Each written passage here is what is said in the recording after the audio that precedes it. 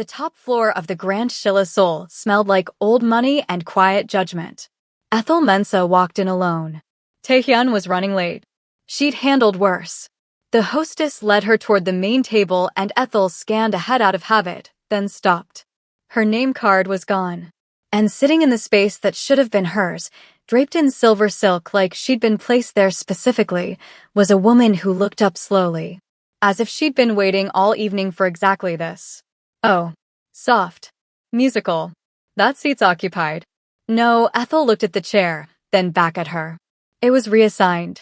You should sit further down. A small gesture toward the lower end of the table.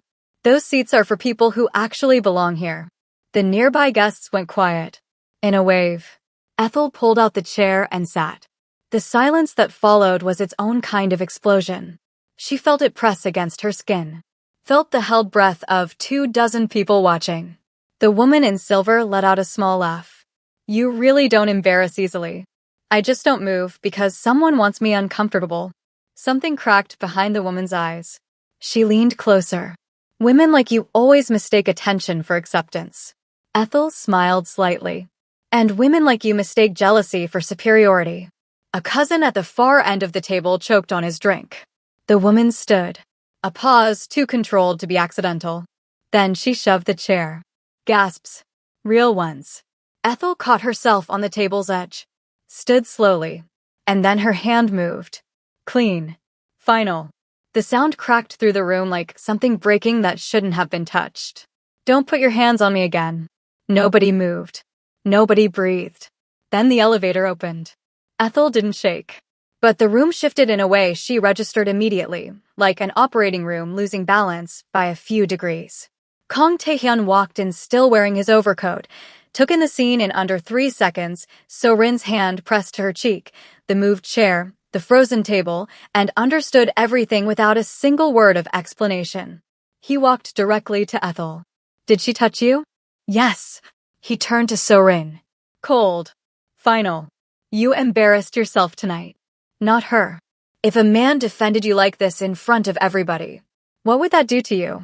Like this video, and if you're new here, subscribe and stay with me because everything is about to change from here. 3 months earlier, Ethel had been elbow deep in someone's chest cavity, and that was honestly where she felt most like herself. Surgery had a logic to it that regular life refused to provide.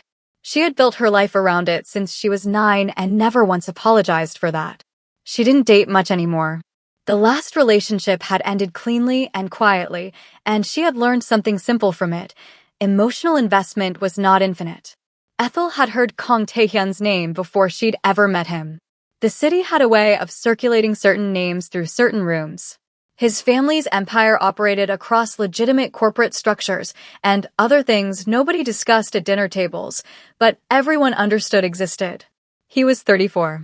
He'd taken over significant family responsibilities at 22. He had a reputation for absolute stillness in crisis situations that people described as either admirable or frightening, depending on which side of his decisions they'd found themselves on. She met him at a charity event that she'd attended as the guest of a colleague. His grandmother collapsed near the dessert table. The panic that spread through the room was immediate and almost comically useless.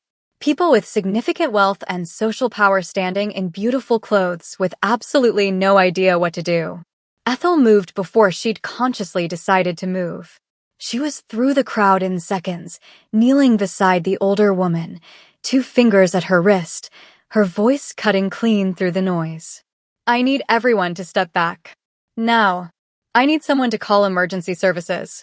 I need the nearest AED, somebody find out where it is in this building. And I need a surface cleared. She pointed. That table. Move everything off it. People moved. That was the thing about command delivered without apology. People moved. She had the grandmother stabilized before the paramedics arrived. Not out of danger. Stable enough to be transported safely, with Ethel rattling off vitals and incident details to the arriving team in the clipped, precise language of someone who had done this 1,000 times and would do it 1,000 more. She was washing her hands at the event's bathroom sink when someone said her name. She turned. He was standing in the doorway, still wearing his coat, and he looked like a man who had been moving very quickly and had only just stopped. She catalogued him the way she catalogued everything, quickly, completely, without judgment. Tall, sharp-featured, eyes that were doing the same thing to her that hers were doing to him. Dr. Mensah. His voice was controlled. My family tells me you kept my grandmother alive tonight. Your grandmother kept herself alive, Ethel said, drying her hands. She has excellent baseline health for her age. I just made sure nothing went wrong during the transition. He was quiet for a moment. She's asking for you at the hospital. I'll stop by tomorrow morning if my schedule allows. My driver could. I drove myself, she said. But thank you. She picked up her bag from the counter and walked past him through the doorway. She felt his eyes on her back all the way down the corridor and pretended she didn't. He found reasons to be at the hospital over the following weeks that were increasingly difficult to justify on medical grounds alone. He wasn't obvious about it. She'd give him that. He brought coffee. He arrived during the quieter hours when she'd be passing through on her way between departments rather than mid-surgery. He asked his grandmother questions about her recovery that kept requiring follow-up conversations with the attending physician, which was Ethel, which she suspected was not entirely a coincidence. Their actual conversations happened mostly in corridors. Quiet ones. The kind of hospital corners that empty out between shift changes and become temporarily still. You're always watching the room, she told him once. Even when you're pretending not to. Occupational habit, he said. Of which occupation? Several. She stopped walking and looked at him directly. What do you actually do? Because people react to you before you even speak. I've watched it. Something about you makes rooms reorganize themselves. A long silence. Something in his expression shifted, not discomfort, exactly. Something more like the particular stillness of someone deciding how much truth to give and in what form. My family handles problems, he said. In different ways. And you? She searched his face. What kind of man are you? He didn't answer immediately. She watched the question land in him and do something, move through him in a way that most questions didn't. No one's asked me that in a long time, he said quietly. I'm asking it now. I'm still figuring that out, he said. She didn't respond immediately. That answer stayed with her longer than she expected. She started looking forward to the corridor conversations. She refused to examine that fact too closely.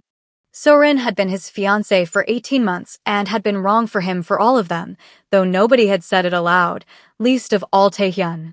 She was everything that looked correct on paper: family connections, social positioning, the effortless fluency in elite spaces that came from having been raised entirely inside them. She was also, he had discovered quietly and irrevocably, a person who viewed loyalty as a resource to be deployed rather than a value to be lived. He'd found out during a particularly sensitive period of family business negotiations. Confidential information, the kind that, if it reached certain parties, could do significant damage, had reached exactly those parties. The investigation he quietly commissioned had led, without ambiguity, to Sorin, who had passed it to her father, who had used it to benefit his own separate business interests. Not passion. Not desperation. Calculation. He ended the engagement quietly. She misunderstood the silence that followed as unfinished business. And then Ethel appeared in his orbit. The relationship between Taehyun and Ethel built the way real things build, unevenly, interruptedly, with setbacks and silences that had to be navigated around. He waited outside the hospital at midnight in the rain with an umbrella and didn't mention it the next day. She fell asleep in the back of his car after a double shift and woke to find his coat folded over her like a blanket. They argued about a patient case she couldn't discuss in specifics, and he listened to her think out loud for 40 minutes without once trying to redirect her toward what he thought the answer was. They ate ramen at 2 a.m. at a counter with plastic stools, and the conversation didn't stop until the owner started turning off the lights. The first time he kissed her, it was neither dramatic nor planned. They were standing in the parking structure of the hospital after a conversation that had run long, and the hour was very late, and she said something that made him stop talking and just look at her, and then he leaned in slowly enough that she could have stopped it, and she didn't. He started bringing her into his world carefully. Family events. Private gatherings. Rooms full of people who knew exactly who he was and had opinions about who he should be with. She walked into every one of them with the same composure she brought to the operating room. Not performing comfort. Actually comfortable. She didn't need the room's approval, and so the room, eventually, gave it. His grandmother had declared her excellent within the first 20 minutes of a family dinner, which in that household was essentially a royal endorsement. Sorin watched all of it. And sharpened. The rumor appeared online in the way that targeted online content always does, suddenly and everywhere at once. The implication was clear even in its carefully hedged phrasing, that Ethel's presence in these circles was the result of strategic social maneuvering rather than legitimate accomplishment. That she was, in the language the posts danced around without saying directly, a climber. That she had understood what proximity to a man like Taehyun was worth and had acted accordingly. Ethel read it. Didn't react publicly. Didn't call him in a panic. Didn't post anything defensive. She went to work the next morning and operated on 2 patients and ate lunch at her desk and let the thing exist without feeding it. The medical conference 3 days later was a separate matter. She was mid-answer in a panel discussion about trauma care protocols when a journalist near the back of the room, not a medical journalist, she could tell immediately by how the question was framed, brought it up. Thinly veiled. Something about navigating visibility in high-profile social contexts. Ethel looked at him for a moment. The panel moderator was already beginning to redirect. Ethel raised one hand slightly and the moderator stopped. I became a surgeon before I met him, she said. Her voice was clear and unhurried. I have 17 years of training and practice and outcomes that are documented and verifiable. So if anyone genuinely believes I needed a man to build my professional reputation, they're welcome to compare resumes. I'll wait. The room erupted softly. Not applause, exactly, something more spontaneous than that. Laughter that wasn't dismissive. The kind of sound a room makes when it recognizes an honest thing said perfectly. Someone recorded it. Taehyun watched the clip 3 times before he texted her. The text said, I saw the conference clip. She replied, I know. Then, after a pause, did I embarrass you? His response was immediate. You made me proud. Stop asking questions like that. She smiled at her phone for longer than she would ever admit. The parking garage was almost empty when she left the hospital that night.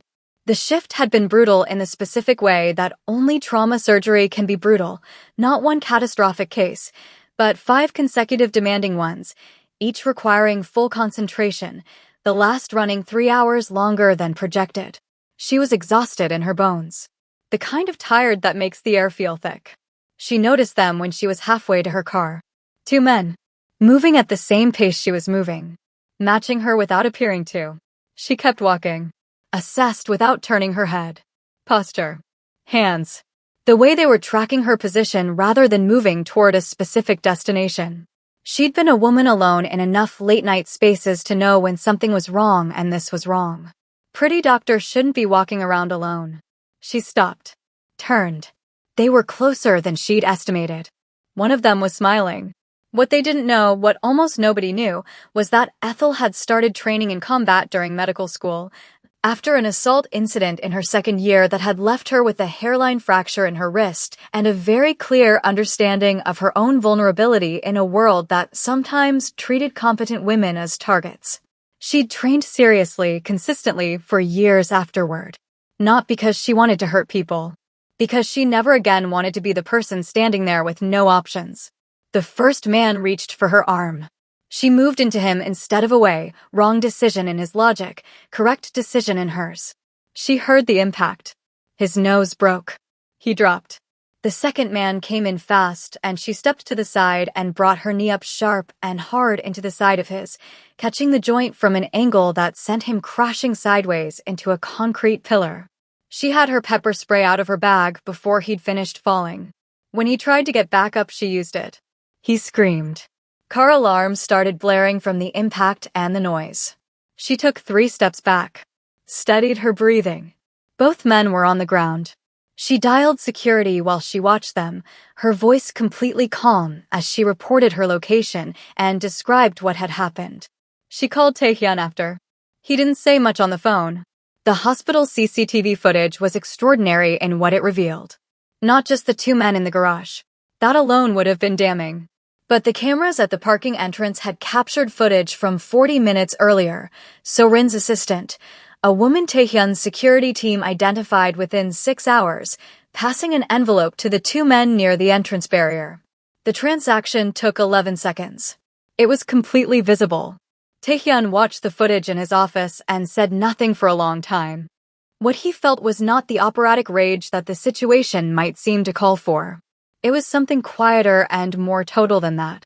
The kind of feeling that arrives when something you suspected is confirmed and the confirmation is worse than you'd allowed yourself to imagine. Ethel could have been seriously hurt. Not because of anything she'd done. Because someone who resented her existence had decided to pay for consequences.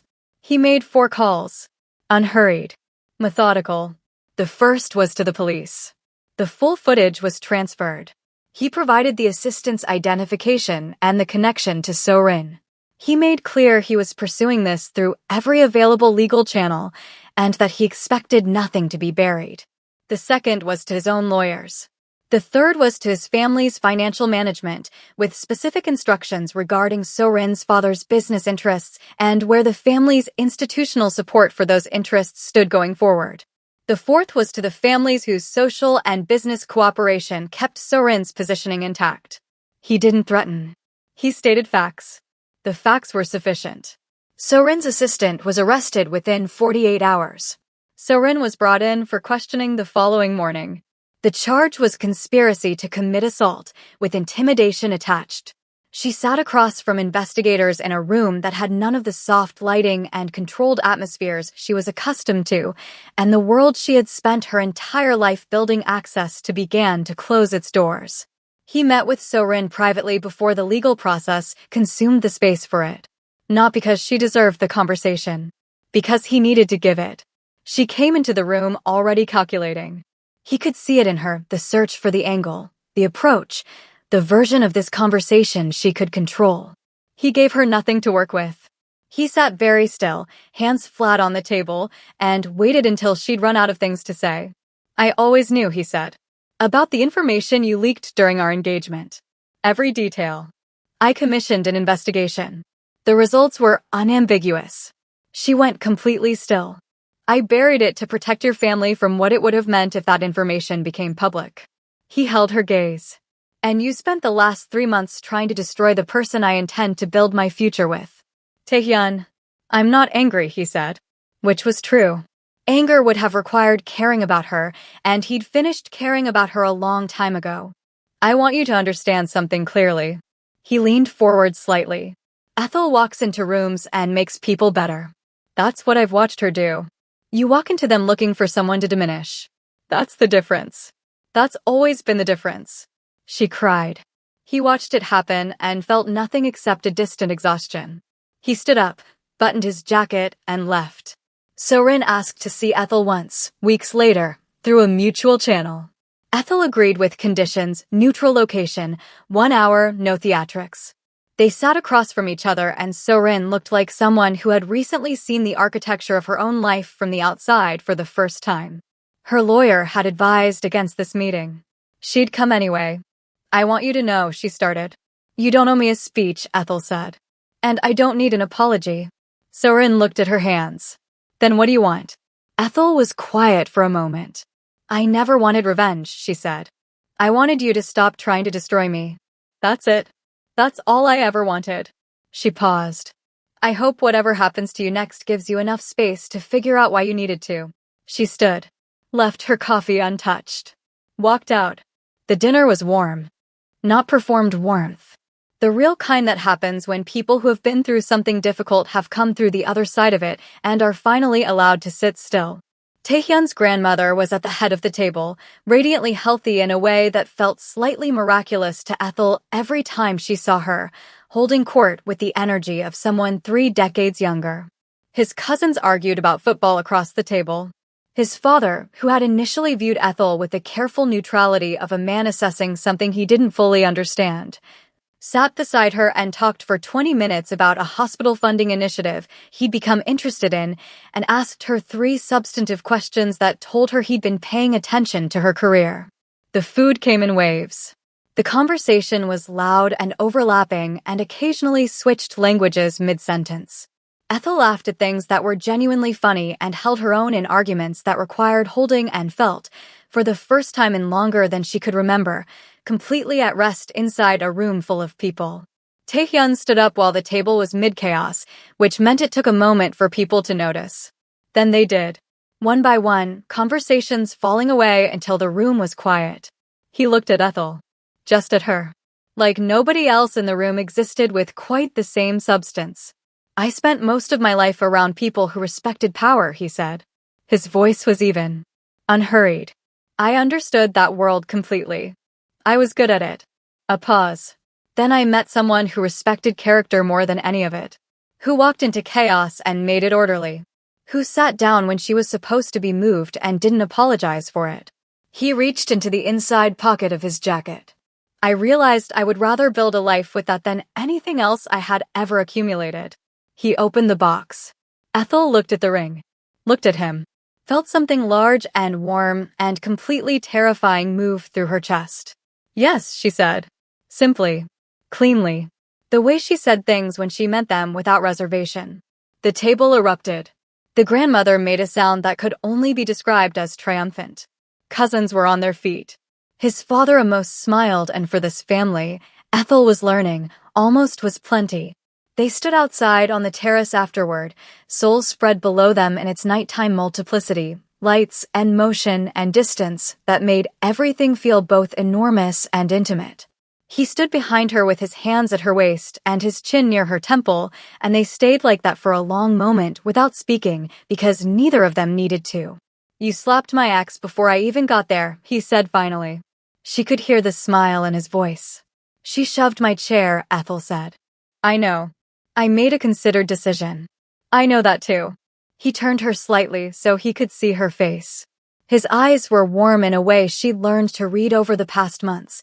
The version of him that was purely his, the one that existed below the power and the stillness and the controlled danger of who he was professionally. That was the moment, by the way. Which moment? When I came in and you were just standing there.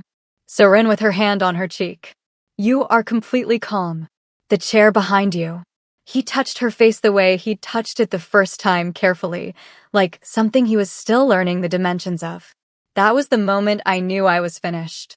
She looked up at him. Good, she said. Because I'd do it again. He laughed. A real one. The kind she'd spent 3 months working to produce and still felt like a private victory every time. She leaned back into him and watched the city and thought about the strange, precise, unplanned sequence of events that had led to this terrace, this man, this ring on her finger catching the light from 100,000 windows below. She didn't know what came next. She never did, in the way that mattered. But she knew who she was standing with. She knew his hands and his silences and the questions he asked that nobody else thought to ask. She knew he had come through the doors of that engagement dinner and walked straight to her. That was enough to build on. That was everything. And for once, neither of them tried to make it more than it was. If you made it to the end and enjoyed this story, subscribe, share, and turn on your notifications so you don't miss what's coming next. And to be honest, was Taehyun right for what he did at the end, or was Sorin wrong from the start? Tell me in the comments. Stay tuned.